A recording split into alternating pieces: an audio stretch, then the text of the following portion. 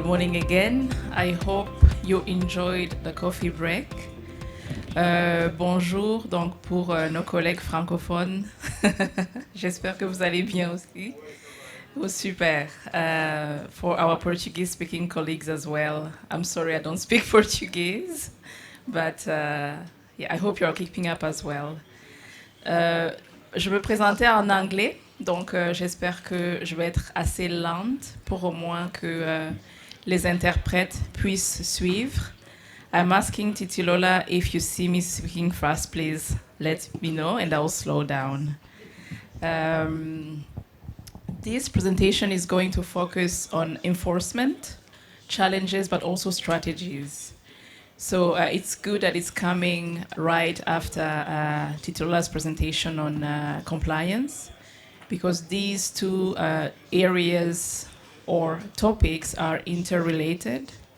And I think you'll see the link as we go in the presentation. So this presentation is going to be divided also into 4 parts. Our colleague from Guinée-Conakry, is everything okay? Ça va? Vous arrivez à suivre? Vous voulez parler à Dan? Okay.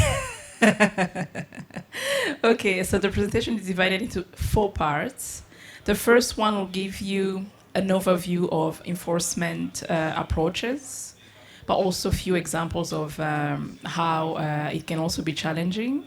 I'll also go through some specific challenges. Then we'll have a quick interactive session where I hope that I'll be able to hear from you on how enforcement works in your tax administrations, local governments, or I believe many of you are also taxpayers. This is something we forget when it comes to property taxes. And I don't know if you have encountered experiences, either related even to tax compliance because we didn't have time for Q&A, but also enforcement, and whether you can share your experience. We are here to learn, so I look forward to also hearing from you. Then we'll move to the second part where I'll go through some strategies that have worked and some that could also be implemented. And we'll hopefully have also a Q&A, last Q&A session before lunch break.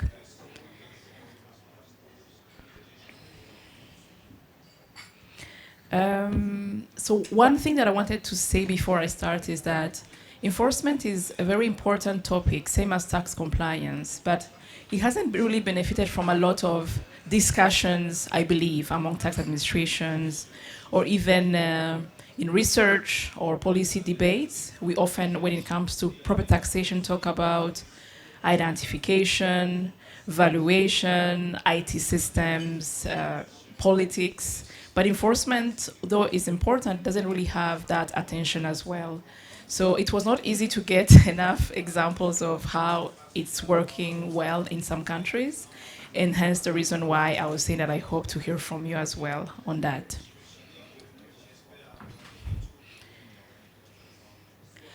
Okay, so as I said, voluntary compliance and enforcement strategies are complementary. Voluntary compliance involves taxpayers willingly fulfilling their tax obligations without coercion. They are not forced. However, enforcement strategies and measures are taken by authorities to ensure compliance. This is where they really force taxpayers to pay. So voluntary compliance can reduce the need for costly enforcement actions, while the presence of enforcement ensures that those who may otherwise evade taxation are held accountable. And in this case, sustained improvement in prop tax performance are only possible with clear, rules-based, effective enforcement process against non-compliant. Basically, taxpayers have to know what are the implications of non-compliance, and rules have to be very clear for them to also know the consequences of not abiding by those rules. And then enforcement prevents a decline in tax morale and addresses, of course, fairness concerns, ensuring that all taxpayers pay their due, ideally, And it also addresses inequity and makes the system more just. And the robust enforcement system also boosts overall tax morale by reinforcing the idea that evasion is not tolerated. We know that sometimes tax morale is really not something that is intrinsic in many taxpayers' minds. But in this case, as maybe enforcement goes stronger, then it may also make taxpayers understand that we need to comply. Otherwise, as I say, we have consequences. And over time, this may also increase tax morale. And this even works better when this enforcement is conducted also on wealthiest property owners. Because at this time, as Titular was saying in the session on compliance, we know that if you go after the wealthiest, who are mostly untouchable in normal times, then we understand that the system is very credible and enforcement is serious. So enforcement strategies are employed by governments, and they normally vary from context to context, but some also are similar. We know that some enforcement practices or activities are enshrined in the law, so there are clear rules about how this should go, and some are rather soft approaches, other ways that tax authorities can try to enforce payment, although they are not in the legislation. And here you see a list of some of the legal-based approaches that tax authorities use. Of course, as I say, they have to be in the legislation. Although you have the list here, it also depends on each country, and each country has their own legislation. But more broadly, what we see is that the rules will probably ask the governments to issue demands, notices, and summons, court warrants, litigations and actions for recovery charges, sometimes on rent, and other payments from occupants. I think there was a question about how do we enforce payment on properties that are occupied by tenants. So sometimes legislation may also empower the local government or the tax authority to go after the tenant, or ask the tenant to pay the rent to the local authority instead of the landlord. You have also barriers on sales and transfers of properties in default. If someone hasn't paid, then they won't be allowed to sell the property because they need to pay also the tax authority. You also have charges on properties and penalties and sealing off premises. There is also another method that is sometimes not in the law. We need to see the legislations, which is naming and shaming, where tax authorities will publicly list those who have defaulted, either in newspapers, or let's say on a board at a local government office. Sometimes also they may write on a wall of the property that hasn't paid that you have to pay your taxes. So that is also a way of really compelling people to pay. Here. Now, soft approaches rather aim at encouraging compliance and reduce the cost of enforcement, because enforcement is costly, as you will see. And these methods really focus on fostering cooperation between the tax authority or the local government with taxpayers, and also try to reduce punitive measures. I think sometimes tax authorities also don't like going after taxpayers in a very harsh way. So in this case, having also those soft approaches can also work. And these include sensitization or door-to-door campaigns. Often they happen when, let's say, tax collectors are distributing the bills, or tax officials are distributing the bills to a property owner, and they will also explain why they are getting that bill and why they should pay, and hopefully what they receive in return. Hence, emphasizing on the links between services and revenues. The use of digital technologies for assessment of property tax payments is also used. Establishing dedicated revenue collection units, and also sometimes interest on late payments and waivers. So while legal measures are deterrent for defaulting and avenue for recovery of due payments, as I say, soft approaches really improve tax compliance. And the combination of both rules really show that there is a comprehensive enforcement framework that really tries to fulfill those objectives, forcing people to pay, but also encouraging them to comply with payment. The arrow has moved. Okay, now, although this is clear, we know that enforcement is also challenging and sometimes weak in many governments. Maybe you can relate, those who work at the state level or local government level. And this is, of course, understandable because it's part of the property tax cycles, and we know that overall property taxation is often weak, but enforcement is even weaker. And this weakness is notable in many African countries. In West African countries, we can assume that it's also the same. And the evidence of this weakness is the accumulation of arrears or late payments. So if we were to, let's say, try and review many local governments' revenue data or expenditure data or budget data, we can see that there are always accumulations of arrears, really high ones. And in the research that we did, we could see that this is the case in countries like Benin, Ivory Coast, Senegal. But also, we understand that these are centralized systems where tax authorities are the ones raising taxes, and there are a lot of issues with compliance. So I want to illustrate how it works because we worked extensively in Malawi, and that's where we could really have the chance, the opportunity to review all the budget data. And we could see that in some cities in Malawi, arrears have really accumulated over time to the point where it becomes sometimes difficult to recover. In Lilongwe, for instance, in September 2021, we did our research later, but in January 2022, but when we were reviewing the budgets before, we could see that the city has accumulated around 12.8 billion Malawian kwacha. Unfortunately, I don't have the conversion in Nigerian naira, but I guess we can say it's a high amount, in the sense that this is 10 times the amount that the city councils was able to raise in 1 year, in 2021. It's really a lot of arrears that have been accumulated.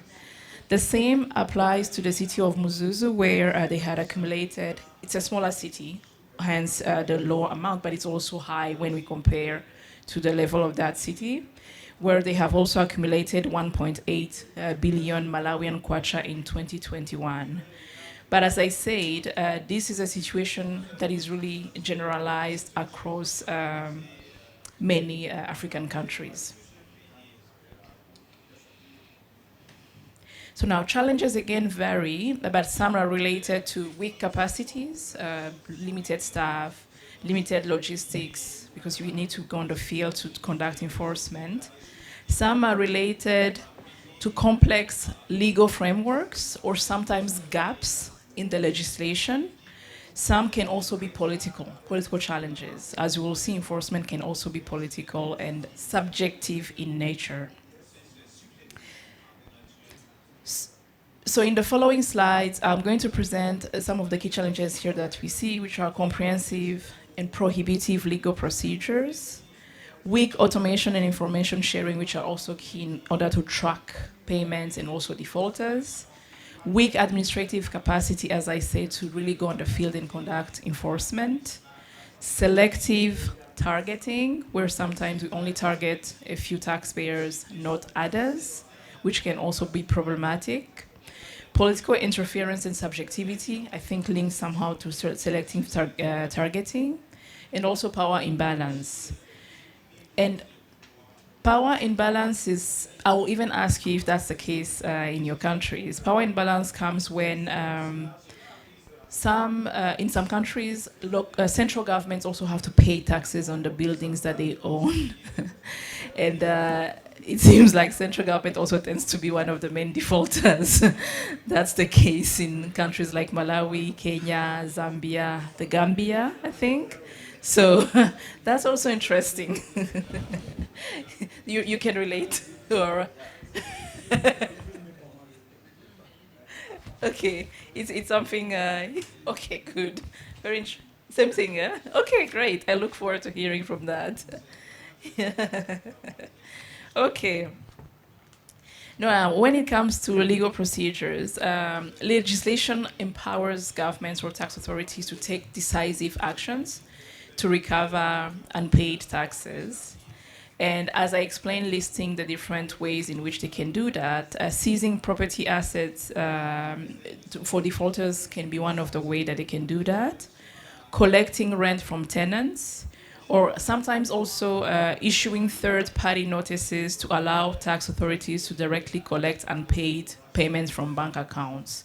I don't know if it's something that happens in your countries, but I think in Senegal and in Benin, they call them avis de tiers détenteurs, saying that they will send a notice to rather the bank to ask them to release the funds from the defaulter's account to pay for the overdue payments. So yeah, ATD. Now, although legislation is clear, sometimes it's really not easy to implement.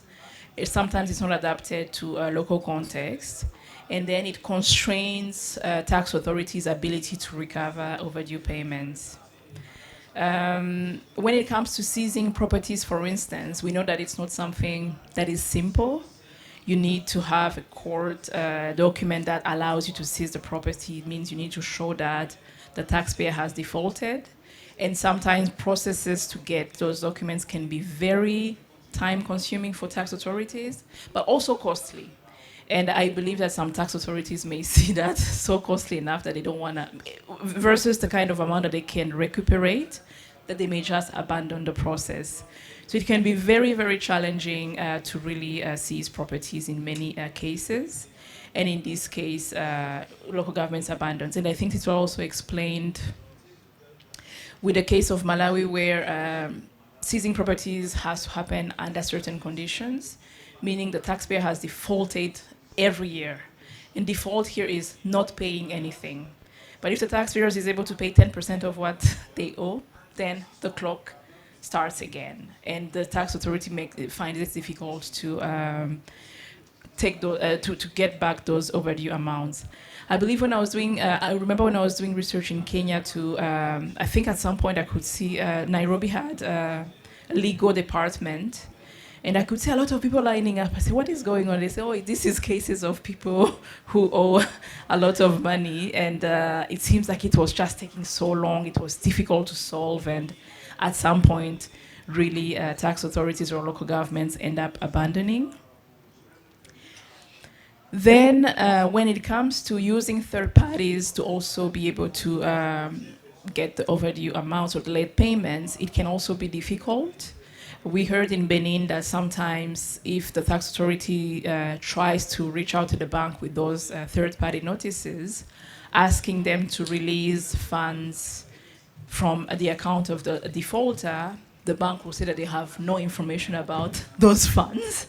Basically, it's understandable. The bank won't want to release money when maybe, they may rather keep it and know that the tax authority doesn't have a lot of powers to really compel them to release those funds. So there is no cooperation sometimes from those third-party notices. But I don't know if maybe that's the case in Togo, ou I'm going to switch to French.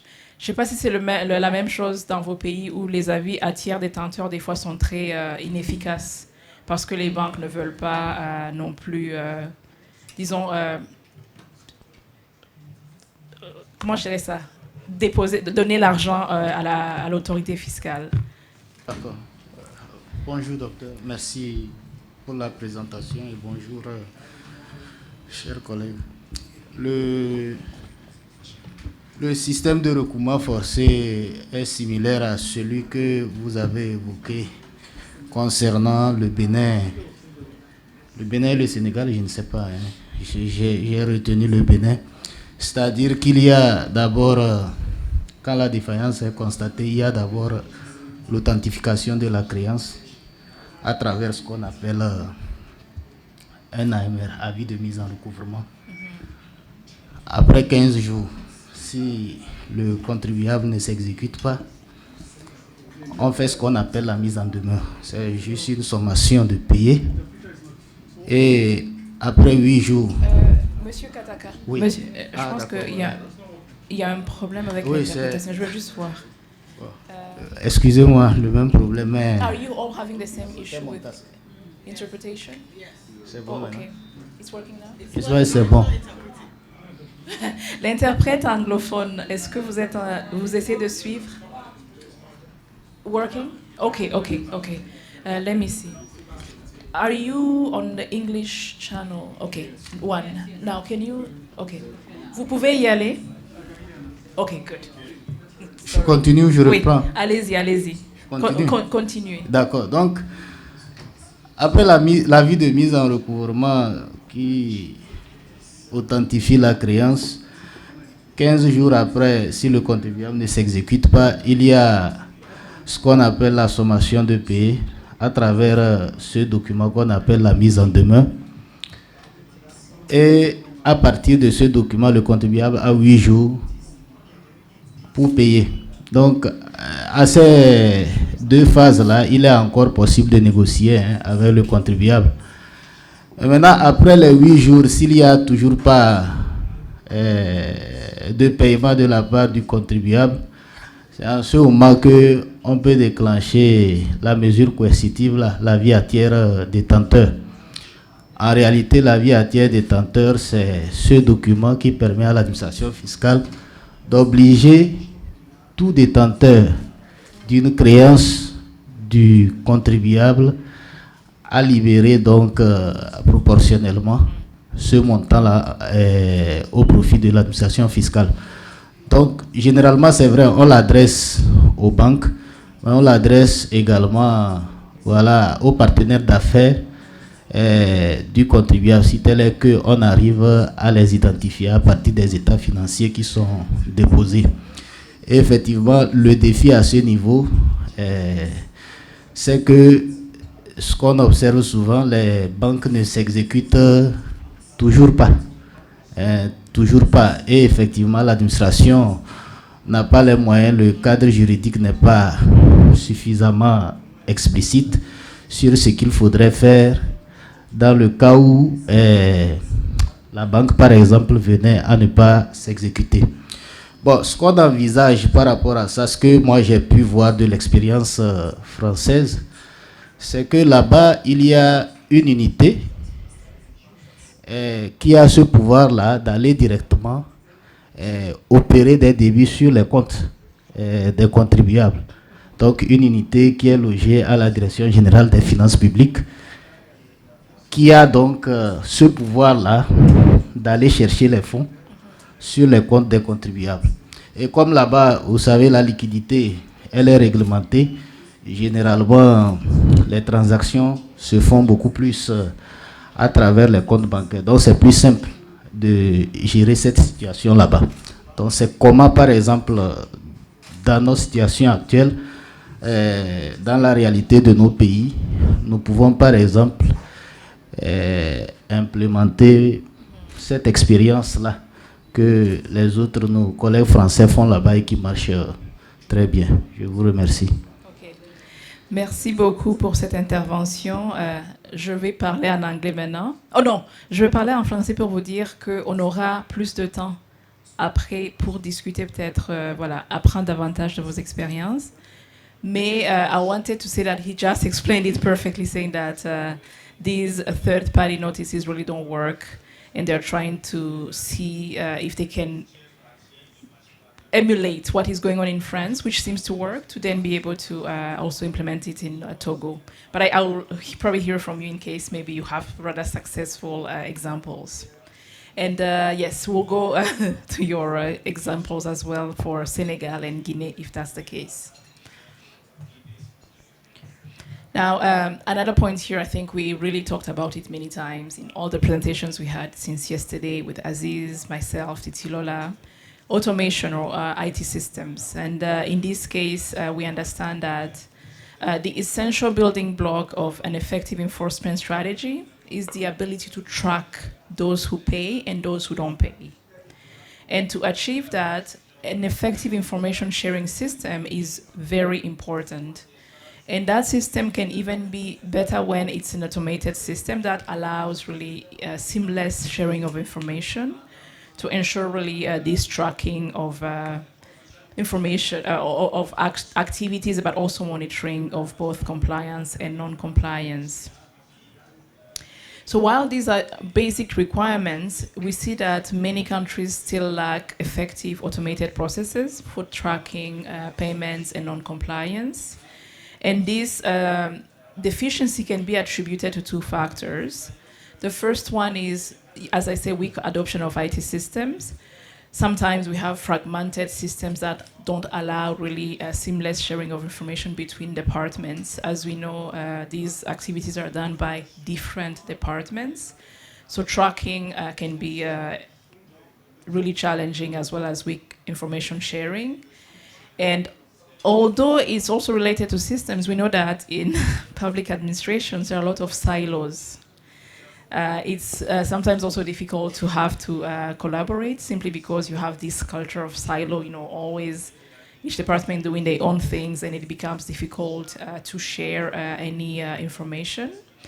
And another thing here is when we have manual systems, that can also be worse. I think Anthony shared the case of, I think in Uganda, when at some point they were trying to automate, to track who is paying with bank statements, and how they had to sit in an office for days to be able to do that. So sometimes doing things manually can be so daunting and difficult, and then it becomes difficult also to track. And at the end of the day, the tax administration may end up not having the most accurate information when it comes to who is paying and who is not paying. We can have a good success rate of maybe 60-70%, but sometimes you also have things missing in the process. And I think I would like to illustrate that with an example that I encountered directly in Accra when I was doing research. I was allowed to follow the enforcement team. They were enforcing tax payments for commercial buildings in a very popular market. For those who have gone to Accra, I don't know if you know Makola Market. It was really a huge market. And then the enforcement team had tax officials, supervisors, and also the police. Usually when you do those kind of enforcement activities, you need a security team. Then they started with one building. That building was occupied by business operators who have paid their business licenses, but the owner of the building hadn't paid their property taxes. And the point here was that they wanted to lock the property. I think you have seen that where they try to lock properties. But what happened is the business operators resisted that locking of properties because they were telling the city that they are in good standing when it comes to paying business permits. But if it's about property taxation, it's not their problem. They should go and see the owner, which is understandable. But because the city team didn't want to also leave without doing anything, they really forced some of the business operators to leave, and one of them ended up fighting with the police, a policeman who had a gun. And really the situation became violent. You can imagine how I was so afraid. And that was one issue. You are going after those who are in good standing, but because it's a commercial building, the owner is the one in default, and it's not easy maybe to get them, and one way is to lock that building. Secondly, I think in that violent confrontation, at some point they had to call the city, and I heard that they realized that the building that they were trying to lock was in good standing. The owner had paid their property taxes. So it was even wrong to lock that building. And they just, apologized and left. So what I learned from that is that sometimes when you don't have the most accurate information, you also don't conduct really good enforcement. I can see you noted. I don't know if it's something you have encountered, but it was a really interesting situation, and I was understanding that sometimes information doesn't flow easily and seemingly between departments, which can cause those kind of situations. And you can understand how taxpayers end up really resenting the city and even not feeling that they are being fairly treated. So really this shows that there is a need for better information systems and automation, which can allow tax authorities to track and to be able to know exactly how people are complying and not complying.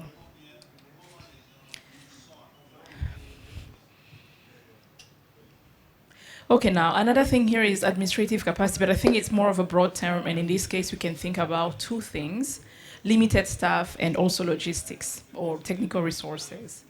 As we know, enforcement requires also staff, and we can think about a city like Lagos, where, let's say, the state has to conduct enforcement maybe for defaulters, but sometimes they are really dispersed across the city, which is one problem.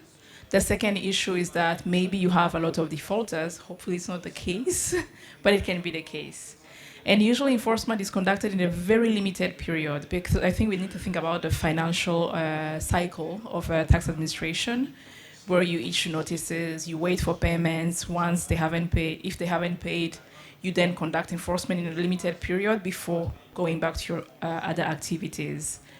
And in this case, if you have limited capacity in terms of human resources to cover really a major city like Lagos or other major cities, plus also logistics. In this case, we can think about cars. You need cars, minibuses.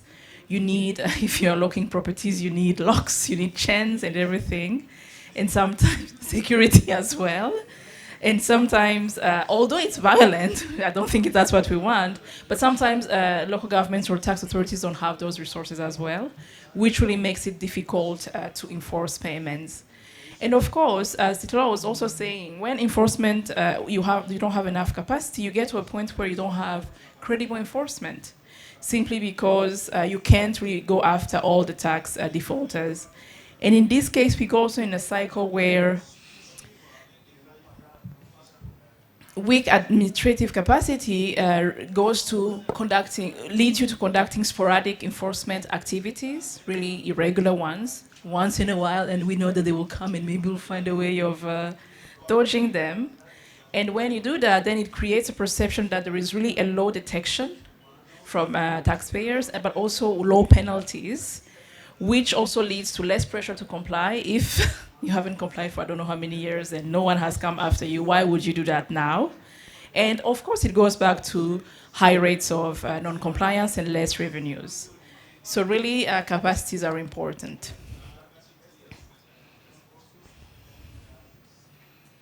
Now, another point that I mentioned here was selective enforcement. Again, due to the limited capacities, some governments have decided to be strategic in the way they conduct enforcement. And we learned in Senegal, for instance, that what the tax administration does is going after commercial buildings for many reasons, but one of them is the cost effectiveness of that move. And I think it also happened not only because of that reason, but sometimes in small cities, secondary cities, rural areas, you have really small taxpayers who pay maybe even less than what you'll spend to go after them. So at that time, tax authorities make a strategic move to just go after the big taxpayers. And in this case, it really happens that it will be mainly commercial buildings. We also know that wealthier owners for residential properties are often politically connected, that it may not be easy to go after them. But I think commercial buildings are often the target for many reasons. They also need to also be in good standing to keep doing their businesses, right? And this selective targeting, although pragmatic and strategic because it saves on cost, it can also lead to, again, when you think about public perception, it can lead to the risk that maybe those commercial buildings will feel that they're unfairly targeted, which can also make them resent tax authorities and feel that the system is unfair. But it also really shows, makes the city or the local government or the tax authority do some unequal recovery of late payments, simply because you just choose to go after some and not others. Of course, there is no ideal solution here in the sense that if you go also after small taxpayers, Anthony was talking about the risks, you need to measure the risks. It may also not be cost effective, but at some point, having rather a perception that there is fairness in enforcement may really be the ideal here. Now, another point is political interference, arbitrary enforcement, and corruption. And political interference is something that we really came across when we were doing research interviews with a lot of local officials. We are LoGRI working in more than 10 countries in Africa. And every time that we ask questions about enforcement, the first thing that comes is, this is so political that sometimes it's very difficult for us to do. Political in what sense? In the sense that sometimes local elites or central government elites, any political elite can easily interfere in enforcement activities when it comes to specific taxpayers. Although we are talking about wealthier property owners, this can also happen when it comes to let's say taxpayers who either live in informal settlements or more popular taxpayers that sometimes politicians like to mobilize when it comes to elections to get the votes. So in this case, enforcement can be challenging when you have that political interference. And here I would also like to give an example where we learned in Malawi that in some councils, tax administrators were complaining that political officials play what they call a double game.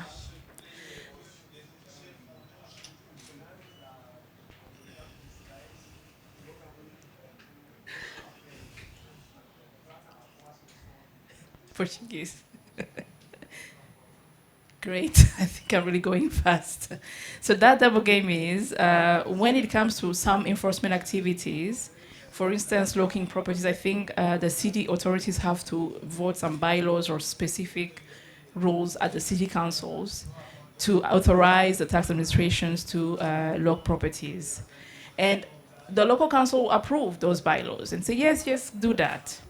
But at the same time, they will go and tell taxpayers that they shouldn't accept to pay taxes because they don't receive something in return.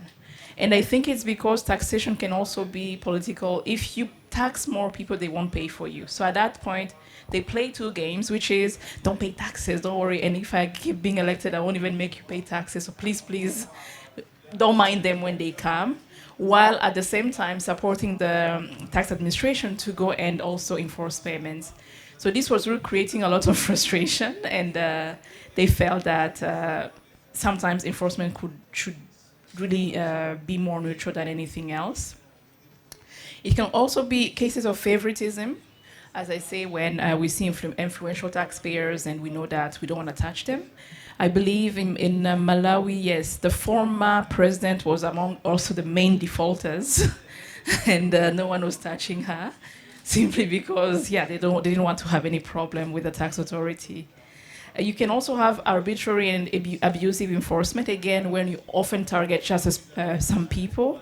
And abusive in the sense that when we're also meeting some taxpayers, they were telling us that when it comes to locking properties, even residential ones, sometimes it's just too much. It's very scary and it's also abusive. Why would they go without maybe telling them in advance that they may find other means of negotiating with them to settle those payments? So they felt that there is a lot of violence and abuse in those enforcement exercises, targeting specific people, as I said, and it was really a challenge.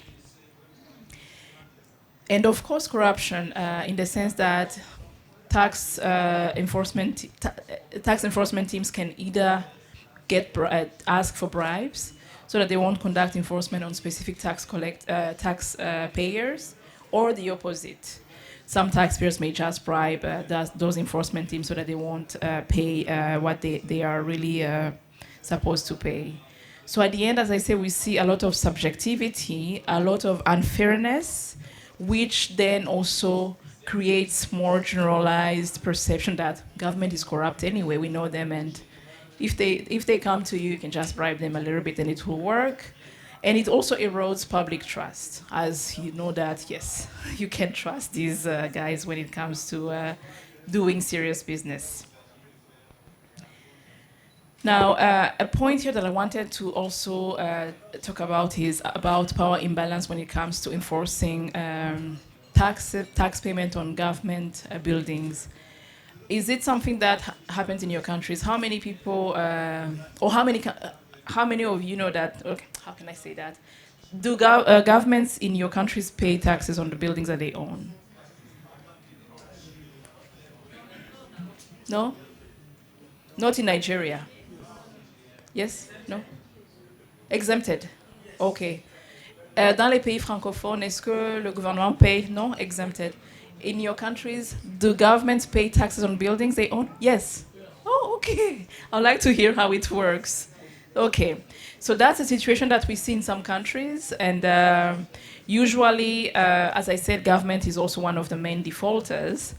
And what we heard talking to tax officials and administration is that this comes from the power that the central government has over local governments.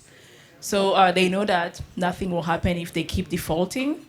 And in this case, what local governments will do is to try and negotiate with them to get some small installments so that they can at least lower the amount that they owe. But in other cases like Kenya, which is also an interesting situation, under the old local authorities system, there was apparently a clear procedure in the legislation on how local authorities can go and build central governments to be able to get those revenues. It was really clear. Then they moved to the new devolution system in 2011 or 2012.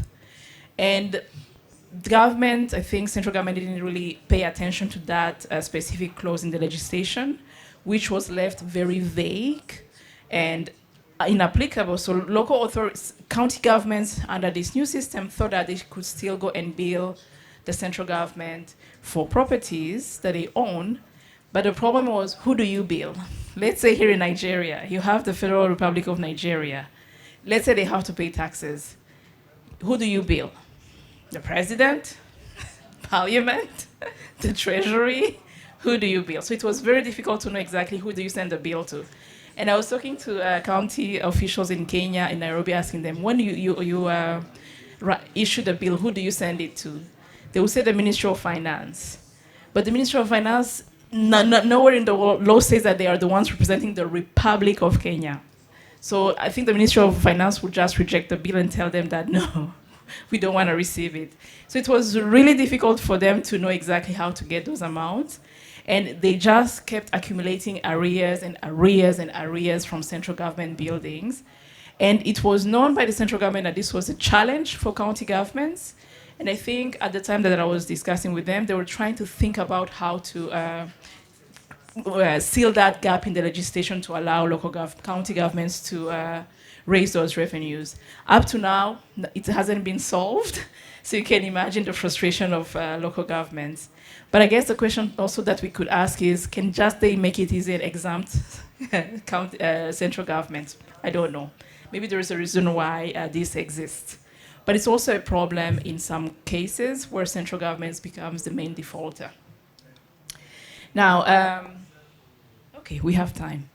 So these are the key challenges that I just presented. Of course, there are more, and I would like to hear from you first to know if maybe in your experiences you see that your governments or tax authorities tend to use rather hard measures or soft measures, and what as additional challenges do they face, or are these challenges also similar to what I just presented, or do you have any specific challenges that we haven't covered here that you would like to share?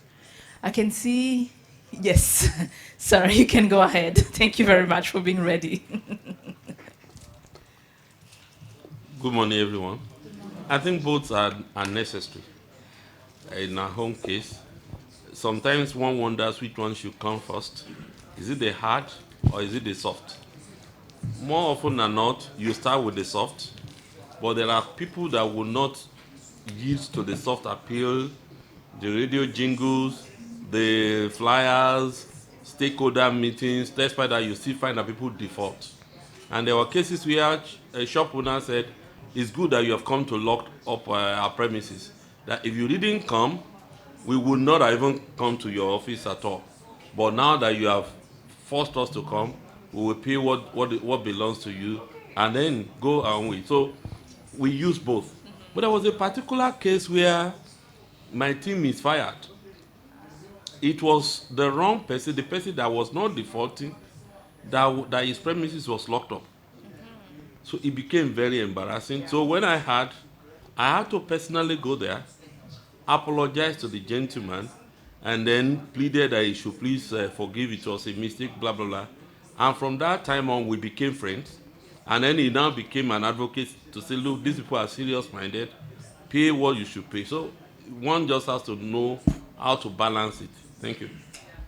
Thank you very much for sharing that. And I think that, yeah, you're right. Some people, again, find that the cost of just going to pay is so high that they don't want to do it, although they have the means to do that. And if you go, I guess, as you say, you make their work easier, right? And it also shows that you are also serious in conducting enforcement. And as you say, they will then keep following. And I guess the second case is also maybe not having the right information when it comes to knowing the list of defaulters. And again, I guess you will say that you are learning from that so that you don't make that mistake. And I think this also shows some leadership from you, where you go personally to apologize. In other cases, this won't be the case. They'll just leave the taxer, say, okay, oh, sorry, bye-bye. And it creates more resentment, right, to the tax authority. But I think doing that is an example of leadership and showing that, look, we are really trying to treat you fairly, although sometimes we make mistakes, so we are sorry for that. So thank you very much for this comment. Oui, monsieur. It's in French. Merci beaucoup, docteur, pour la présentation. Et pour parler de l'expérience du Togo en matière de recouvrement, je dirais que le Togo tente à diminuer le recouvrement forcé parce que nous sommes devenus des partenaires, comme on le dit toujours dans l'administration fiscale togolaise, nous sommes des partenaires avec les contribuables. Donc c'est pourquoi l'administration fiscale togolaise privilégie beaucoup plus le dialogue de gestion.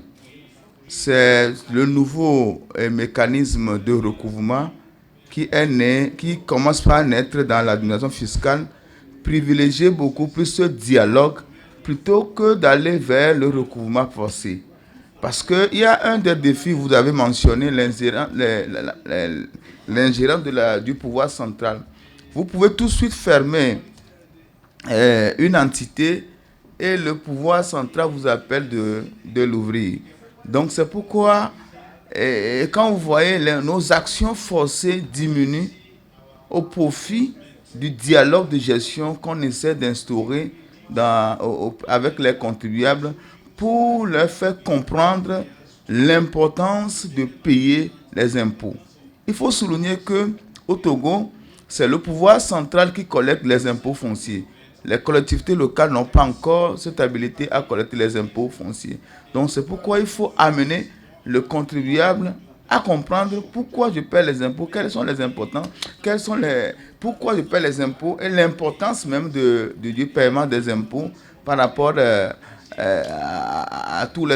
sur tous les plans. C'est pourquoi la notion du lien entre la prestation et le paiement des impôts est très important. Merci, je vous remercie. Merci beaucoup pour ce commentaire. Je pense que ça souligne un peu ce que Titilola avait présenté, qui est renforcer le lien entre le paiement ainsi que les services. Oui, allez-y. We will let the colleague from Guinée-Conakry speak and then we'll go to you. Merci, madame. Merci pour votre brillant exposé. Je vous avoue qu'en matière des recettes sur le foncier, il y a beaucoup de réformes déjà qui sont en cours en Guinée-Conakry. Par exemple, je vais vous rappeler qu'en 2021, je vais d'abord commencer par vous dire que c'est politique. On a le même problème partout ailleurs. C'est pourquoi notre ancien président, à un moment donné, lui-même, s'est personnellement chargé pour ce qui est de l'impôt foncier. Il a même rattaché à la présidence. En faisant quoi? Aujourd'hui, je peux vous dire, après ça, vous pouvez même essayer, la cartographie déjà satellitaire de Conakry est déjà faite. À date, on a une base déjà qui héberge tout ce qui est patrimoine bâti et non bâti. Mais dans les faits, on s'est rendu compte qu'il y a un problème historique pour le cas de la Guinée. Quand vous prenez Kaloum, où est la capitale centrale, vous allez vous rendre compte qu'en 1958, une bonne partie de cette terre-là a été remise à l'État guinéen. Mais il se trouve qu'il y a les natifs qui sont là-dessus. Il y a ce problème juridique d'abord qui est là. Alors, quand la cartographie a été faite, il était question à ce qu'on récupère les domaines. Mais il se trouve qu'il y a des natifs qui disent que ça les appartient. Mais vous allez vous rendre compte que les papiers qui sont faits sur ces bâtiments donnent la propriété légitime à l'État. Alors, qu'est-ce qu'il faut? Voici d'abord ce qui a amené le président d'alors à s'approprier déjà de ce cas-là et rattacher à la présidence comme une affaire d'État. Alors, dans cette perspective, ils ont commencé à faire la cartographie. Tout est maîtrisé, c'est sur satellite aujourd'hui, c'est connu exactement qu'est-ce qui appartient à l'État et qu'est-ce qui n'appartient pas à l'État. Mais il y a ce problème juridique qui se pose. C'est pourquoi vous allez constater avec l'avènement de l'actuel régime, tous les domaines de l'État sont presque récupérés et démolis. Presque récupérés et démolis. Oui, parce qu'ils ont compris que du moment où on a un document juridique qui donne la légitimité à l'État, que c'est pour lui, si nous continuons avec le social, on ne va pas s'en sortir. Donc du coup, il faut légitimer les domaines. Donc tous les domaines déjà qui sont juridiquement appartiennent à l'État sont d'office récupérés et démolis à date. Ce qui fait que l'actuelle cité où résident tous les présidents en moins de 24 heures a été construit avec les normes standards. Ça a été récupéré et démoli, pourtant il y avait des bons bâtiments là-dessus. Vous avez signalé quelque chose en Guinée aussi qui a beaucoup avancé. Tous les bâtiments administratifs de l'État sont payés. Sont d'office payés. La location est d'office payée. Il y a ce qu'on appelle patrimoine bâti de l'État. Mais sauf que malheureusement, c'est des montants dérisoires. Ce qui fait que nous-mêmes, nous voulons avoir ces bâtiments. Parce que vous allez voir que c'est des bons bâtiments, mais ce qu'ils payent, c'est trop petit. C'est insignifiant. Alors que tout est répertorié, payé à l'État. Mais vous allez voir que c'est des bâtiments qui sont très bien, mais on paye des francs symboliques qui ne signifient rien. Donc, sur ce plan, il n'y a aucun problème. Et ce que aussi je voulais signaler par rapport au recouvrement forcé, c'est le même système qu'ailleurs. Mais nous, même à l'instant où je parle, on est sur les types de recouvrement. Peut-être que le recouvrement de façon générale, que ce soit sur le bâtiment, que ce soit d'autres types d'impôts. Pour la petite expérience aujourd'hui, même le directeur général maintenant s'implique dedans, chez nous. On avait commencé par fermer. Parce que lorsqu'on a trop de RAR, le dernier recours, c'est quoi? C'est de fermer les locaux. Mais on s'est dit, est-ce que fermer les locaux vont continuer à résoudre le problème? Aujourd'hui, le directeur général lui-même, à l'instant où je vous parle, vient de faire un message où il a demandé du directeur général au dernier agent de recouvrement, y compris même ceux qui ont déterminé la base de taxation, d'aller sur le terrain pour une sensibilisation et essayer au moins de recouvrer, mais de ne pas fermer le locaux. Parce qu'on a compris qu'en fermant le locaux, nous ne ferons que perdre. Donc il faut aller à la sensibilisation. Donc le cas de la Guinée, pour me résumer, la cartographie déjà est faite, mais c'est géré au niveau de la présidence. Et aussi, c'est vrai que c'est fait par la direction générale des impôts. On a une direction dédiée uniquement pour le domaine foncier, mais sauf qu'il y a la main politique qui est là, ce qui fait jusqu'à présent, on n'a pas encore pu aller vers les contribuables, dire de payer, parce que ça atteint une décision. Laquelle des décisions? On ne le sait pas encore. Sinon, à l'instant où tous les avis déjà sont déjà donnés, il y a une chose quand même que j'ai notée, que vous pouvez vérifier après, c'est qu'en Guinée, on n'a pas souvent de problème de paiement d'impôts sur ces cas. Puisqu'il s'agit du partage d'expérience, il y a des avis, il y a d'abord la sensibilisation qui est faite, il y a les avis déjà qui viennent chez tous les contribuables, qui reçoivent, qui ne refusent pas du tout. Mais, excusez-moi du terme, est-ce qu'après le recouvrement, ça va dans les caisses de l'État? Ça, je ne peux pas vous le confirmer.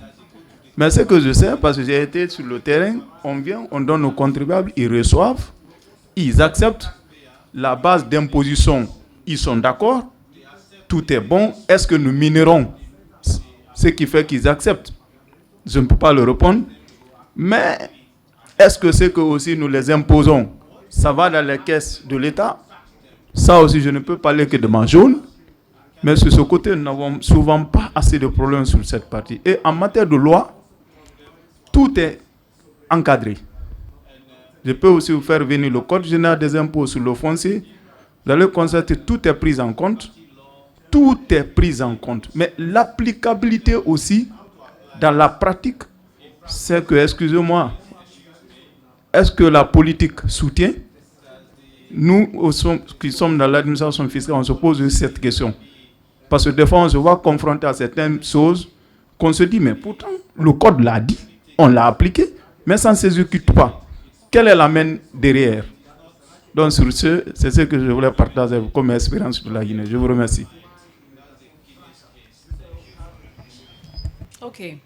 Je vais donc répondre en anglais juste peut-être pour faire un petit résumé de ce que vous venez de dire. So I hope you're able to follow, but he was sharing that when it comes to mapping all properties in Guinea, Conakry, this has been done. It's just that they had an issue with one main city where some lands were claimed by those who claim that they own the land. I think it's maybe the traditional chiefs, maybe, but you can correct me if it's not that. And then there were some contentions to know whether those lands really belong to them or to the state. But at the end, they realized that legal documents were showing that those lands belong to the state. So the state ended up just adding those lands to its domain or what belongs to the state. So that's one thing. The other thing is that property taxation is really taken seriously to the point where one of the key property tax administrator responsible for that tax is, let's say, attached to the office of the president, which means that there is a lot of political support to try and really improve things so that at least in terms of administration, this can work.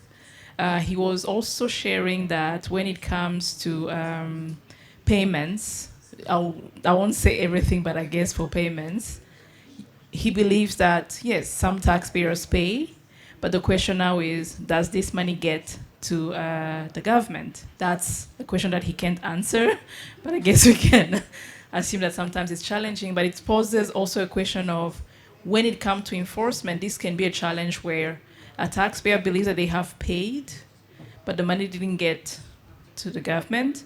If enforcement is conducted, that taxpayer is treated unfairly.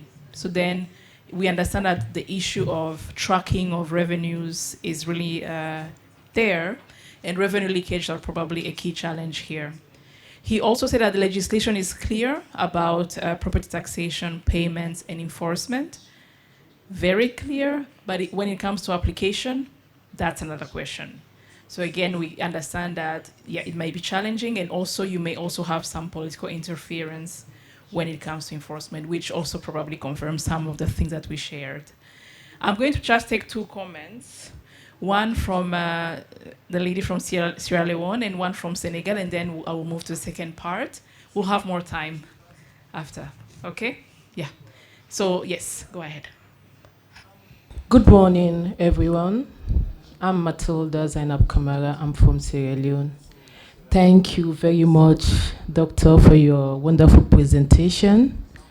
And it was great for us to share our experience in our various countries. With regards to question one, I think the both tools are very, very important in tax administration, especially tax education. For me, education is very, very important. In Sierra Leone, before we enforce the law, I'm working at the domestic tax department. It's not from Freetown City Council. So I'm using the domestic revenue perspective because we are using the same tool related to subnational taxation. For us, we are using the international best practice where we implement the TADAX rule, the POA 4, wherein you have to follow what is necessary on tax education. For us, we have various means that we use to educate the general populace and taxpayers, because all of us, we are paying tax in various ways. We do have the service charter that is very important. We display in various areas, provinces, cities, to communicate with the general public how to go about to register businesses, make payments, etc. Also, we use websites. We publicize our brochures, information, deadlines, etc. And we also use social medias like WhatsApp groups, LinkedIn, etc. I don't want to dive more into it because of time. I know all of us, we are using the same process and procedure in tax education. With regards to the enforcement, what we are discussing, we are in the same lane. But what we have implemented recently in Sierra Leone, the parliament tried to intervene in our tax collection. I think it works for us. And it really has increased our revenue collection. In the past 4 years, Audit Service Sierra Leone, they did auditing in our administration, tax administration, domestic tax department. So they realized that most of the taxpayers, they are not complying on their tax obligation. So what the parliament did, they invite, that is the summon taxpayers in parliament and ask them why they are not complying with their tax obligation individually. So they try to defend. Talking about automotive and data share is very important. And what they find that most of the taxpayers, they already paid, but information we are lacked. So it was like difficult for us to revert those decisions. And the other way around, when the parliament intervened, most of the taxpayers, they forced them to pay these monies, wherein they send a letter to their various banks to withdraw the money from their accounts. Yes. So that helps us to raise more revenue. It's like enforcement. The parliament took action where they send letters to their various banks to withdraw these monies owned by the institution. I think that was the great enforcement help us to increase revenue collection. Although we have these various enforcement law, closing shops, name and shaming, stopping businesses from clearing goods from customs, but that strategy works for Sierra Leone. Thank you very much. Okay, thank you very much for that comment. I won't comment on that in the interest of time, but I think you're also underlining the fact that cooperation with taxpayers is very important, but also political support. As you say, Parliament approved your ability to go and take money from bank accounts. So in this case, it worked. So really, these points are very important. Maybe notre collègue du Sénégal, est-ce que vous avez un commentaire à partager? Très court. Très court. OK. D'accord. En fait, soyez bref, s'il vous plaît. D'accord. OK. Moi, je voudrais peut-être parler de notre expérience par rapport à la difficulté liée au recouvrement. Parce que chez nous, en fait, pour le recouvrement de l'impôt foncier, on ne ferme pas les établissements, on ne ferme pas les bâtiments, mais on essaie de, parce que nous, notre avis à tiers détenteur, et je pense que c'est pour la plupart des pays, c'est valable, nous permet de demander aux locataires de payer l'impôt directement à l'État. Donc si on a un établissement occupé par des locataires, si le propriétaire n'a pas payé l'impôt foncier, on n'a pas besoin en fait de fermer le bâtiment, parce qu'on va porter préjudice aux locataires qui n'y sont pour rien parce qu'ils n'ont commis aucune faute. Mais on peut demander aux locataires, au lieu de verser le montant du loyer au bailleur, de le verser directement au trésor public. Et ça, c'est une sanction qui nous permet, nous, de recouvrer, mais qui permet de ne pas fermer l'établissement et de sanctionner le bailleur qui est fautif. Parce que pour moi, à chaque fois, on doit chercher à sanctionner celui qui a commis la faute et non pas créer des dégâts collatéraux. Voilà. Okay. Merci beaucoup pour ça. I hope you were able to understand here that It's about trying to collect rent from, especially when you have rented buildings, instead of going after, collecting rent instead of locking the premise, because then you create even more collateral damage, and they're really trying to prevent that. I know the colleague there, you wanted to make a comment, but I think I'll go ahead. And once I'm done, you'll be the first to make your comment, right? Okay, great. Now, we can go over the session by just 10 minutes. Dan allowed me. I hope it's okay. Will we have enough time for lunch with that? Yes. Okay, sounds good. Because we started 10 minutes late. So. Okay, thank you. You are the boss.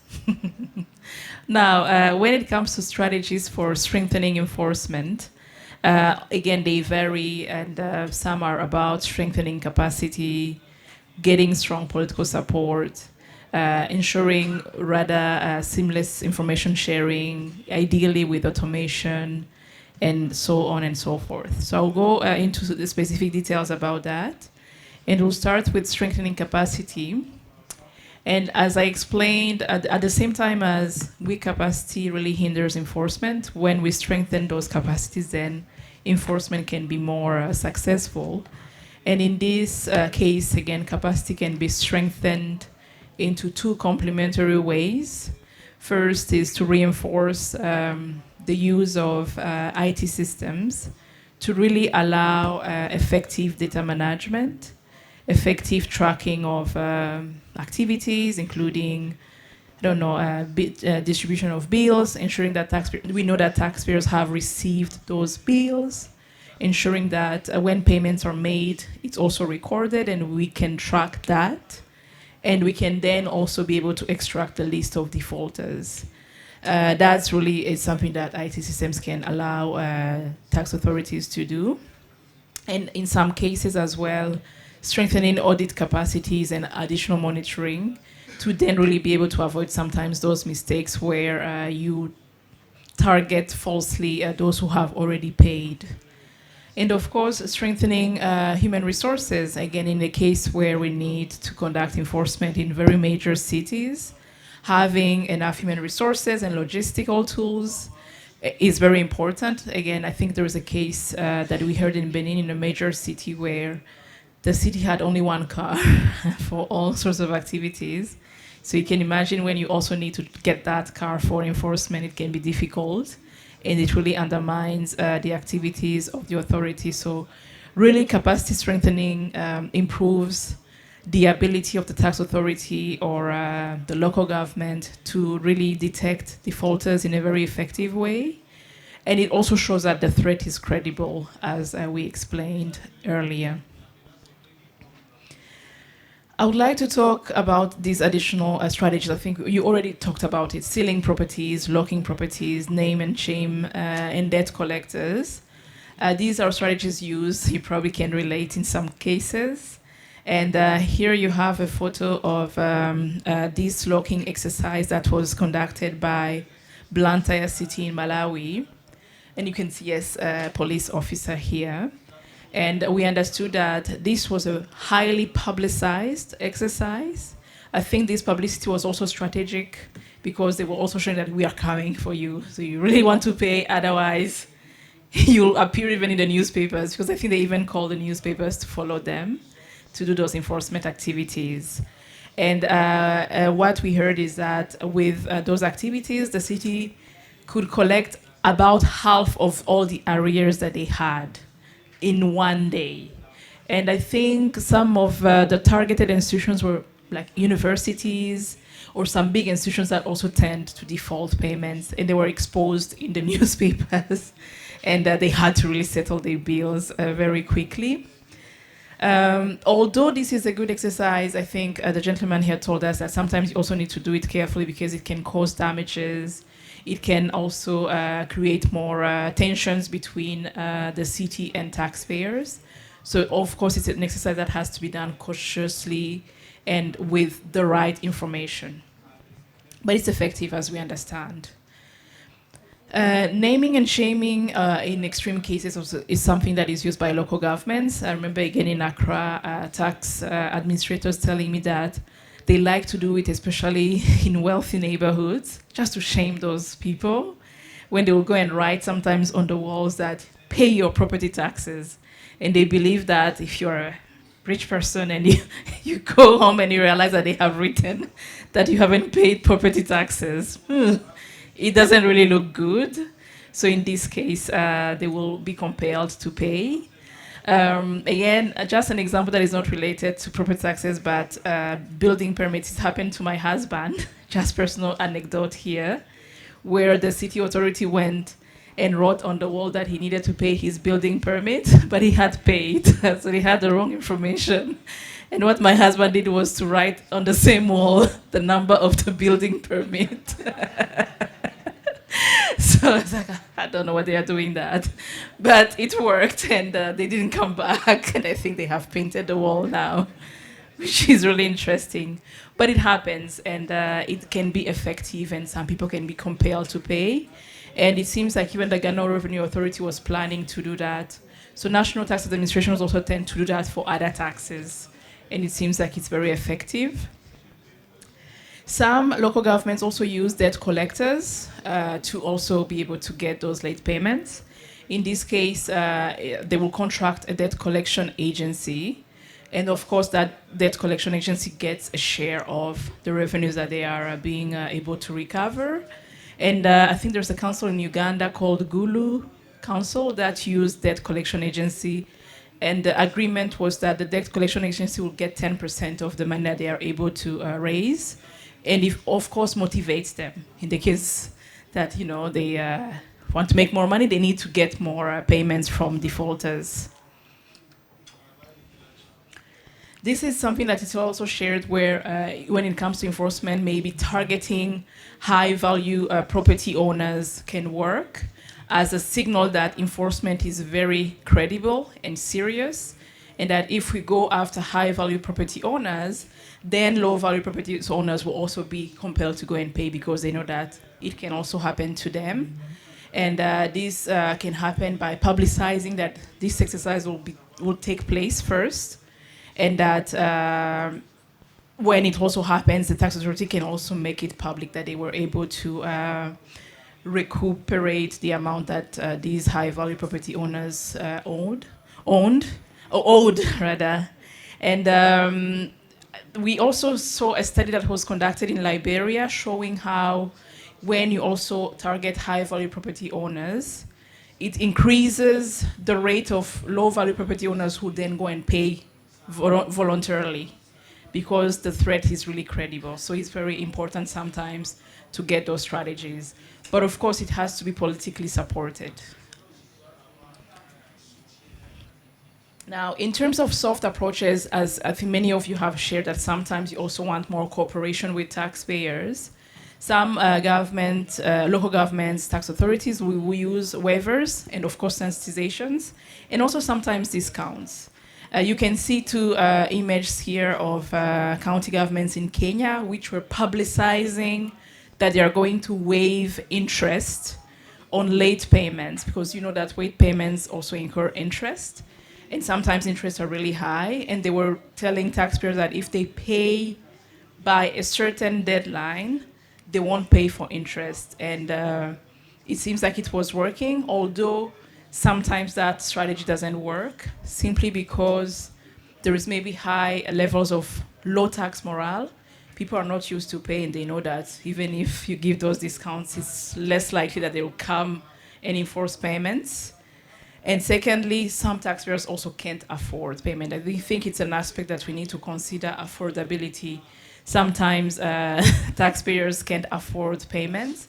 And in this case, even if you offer waivers, then it will be difficult to really fulfill, let's say, this, to go with this approach. Then sensitization and taxpayer education is also something that works. I think you shared it well, saying that sometimes you need to show taxpayers that it's better to cooperate and pay, as they may receive something in return. And in the long term, as you sensitize taxpayers more and more, it also makes them pay, and of course you have to show benefits, and it will probably lead to a more sustainable kind of tax compliance trend. Now, we don't have a lot of examples of legislative reforms, but I think it's something that I put here to show that sometimes legislative reforms are important. And our colleague from Togo explained that they are thinking about amending the legislation. In Sierra Leone, I believe that what you also said was that at some point there is some amendments to allow you to go after defaulters and get money from bank accounts. So in some ways, where you have rules that are impractical, if I can say that, then perhaps amending the legislation may be the way to go to really make it more simple, easy for tax authorities and local governments to really pursue defaulters. And I was thinking about the fact that sometimes legislation can also be important when it comes to empowering local governments, as was the case in Kenya, where county governments are unable to really raise taxes from government buildings, although it's in the legislation. But just because of those gaps, it has become very difficult. It has led to a lot of frustration from county governments, and maybe an amendment is needed. Or maybe for those third-party payments, we understand that again in Sierra Leone it worked, but in cases like Benin, it's something that needs to happen, and perhaps in Togo as well. And I guess we can end here by saying that all that has to be done when it comes to improving enforcement has to be supported politically. Political leadership, political support is very important, and I think the case of Guinea is showing us that this is something that is happening where you have strong political leadership and support for effective proper taxation. So political support can really be important when it comes to authority and legitimacy, as it really enables tax authorities to enforce taxation with strong legitimacy, which then makes taxpayers really believe them. It's also, yes, make them really respect their tax obligations because they know that there is strong political support behind it and everyone will be treated fairly. It also creates consistency, policy consistency, where you treat everyone fairly instead of having these selective targetings, as I was saying. Political support can be key in legislative reforms, as then it will enable any changes. And in this case, we can think about central government support in legislative reforms, because we know that when it comes to decentralization and proper taxation, central government has a lot of powers in terms of enacting the legislation, amending the legislation, and everything else related to that. Also important for curbing corruption, in the sense that if there is strong political support, then they can also put in place some anti-corruption measures, so that those who are inclined to engage in those corrupt practices stop. And of course, to support sanitation and public awareness. I think it's something we are hearing, where now tax authorities are really realizing that these are the things that are more important. And it's even better when it's supported politically.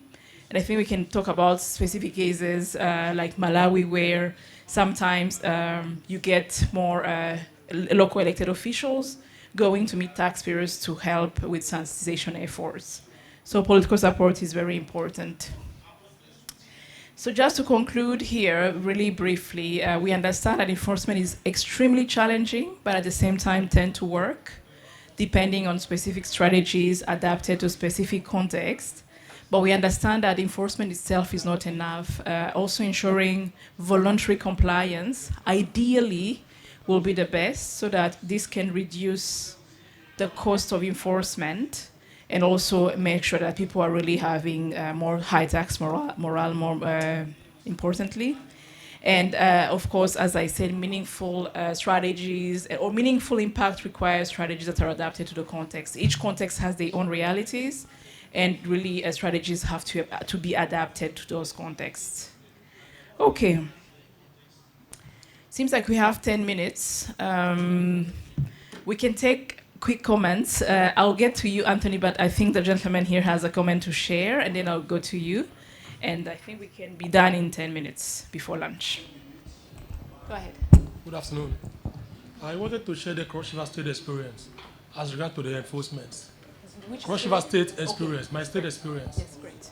Some years back, we were doing the harsh pattern of enforcement, where when we get to a particular place, we lock the place outrightly, and we go with the army, the Nigerian police. And you know what army does? They will start beating people everywhere. So we discovered that when we enforce the place, next year those places will not be there. The then chairman instructed some of us to carry out a research, and we discovered that 50 out of 100 shops that we lock will leave that place to our sister states. Second findings shows that 100% of the money we are supposed to realize from the enforcement, only 50 gets to the government, 30% goes to tax officials, 20% goes to other sources. So they came out with another solution. They say, no, let's be doing moral suasion, where we will parley with taxpayers, give them maybe incentives, tell them of the needs for them to pay taxes. And for a very long time, that has been working in Cross River State.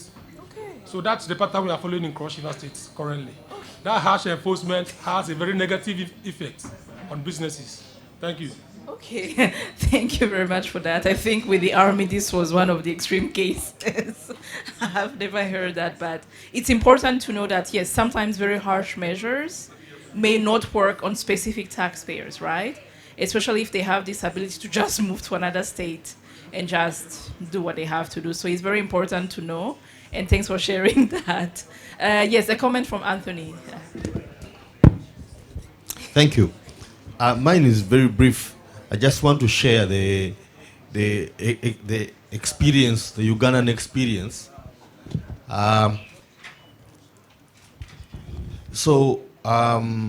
What happened is that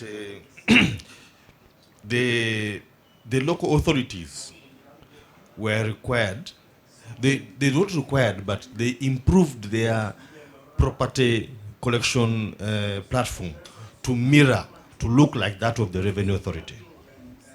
So where you have a taxpayer identification number at the Revenue Authority, in the local government you have a city identification number, city operator identification number. It's called COIN, C-O-I-N.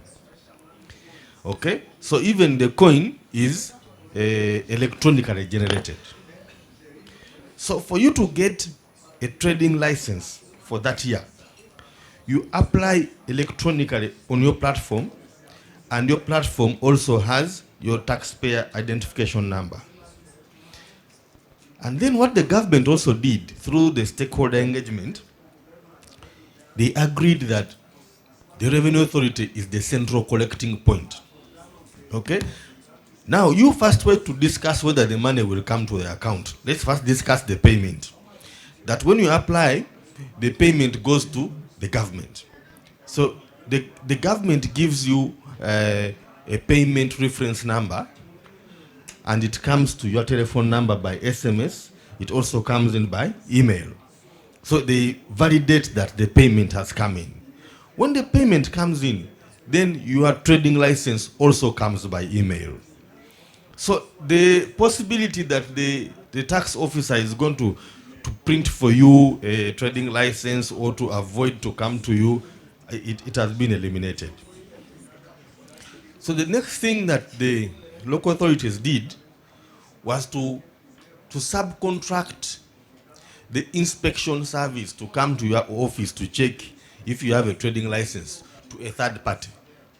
So that third party comes inspecting and does not even know you, doesn't care who you are. And that person is paid based on the number of licenses they validate. So if they come and say, we have counted 1,000 shops, they are paid a certain amount of money, whether they are the ones who have caused the payment or not. So if an area has 1,000 shops, and they are paid, say, 1,000 shillings, they will be paid 1,000 times 1,000 shops. That's how it works. So the inspector is motivated to visit as many shops as possible in the least time possible. So now, of course, the property rates people don't want to pay. And then in the TADAT administration, there is, I think, POA 7, which talks about dispute resolution. POA 2 also, I think 3, POA 2, it says that 3. We want to make it easier for taxpayer to pay. So the taxpayer is given an electronic assessment for property at the beginning of the financial year. The system is configured at the beginning of the financial year. On midnight of June 30th, in our case, it sends you an email and gives an assessment and gives you 3 months to pay. So you have those 3 months within which to pay. If you don't furnish your return or the provisional return, or you make an installment, what happens that now government went through a stakeholder engagement process and amended the law. So now there is the Property Rates Act of Uganda, which now has prescribed property rates where somebody hasn't paid the tax. So it says if you're in the central business district, on the first 2 roads from Kampala Road, you'll pay so much money if you're on the ground floor, first floor, second floor, third floor. So that one is clear. So most of the local governments have these property rates which have been zoned and locked in. If you don't pay, then they apply. The last one that they did was that there was a time when banks were refusing to take money from the taxpayer's account and remit it to the Revenue Authority. So that went on for a long time. So then there was negotiation between the president and the Revenue Authority. Now, those who know about Uganda, you know our president is a bit different from these other presidents. So the president sided with the Revenue Authority. So that bank which refused to get money, the MD was taken to jail. So it sent a terrible example for the banks. So right now, when the banks receive a third-party agency notice from the Revenue Authority, they immediately remit the money. So that threat works. So if the person doesn't pay, the property rates come in. If they come in and you don't object or you don't pay, they write to the bank pays, and the matter is settled. Thank you.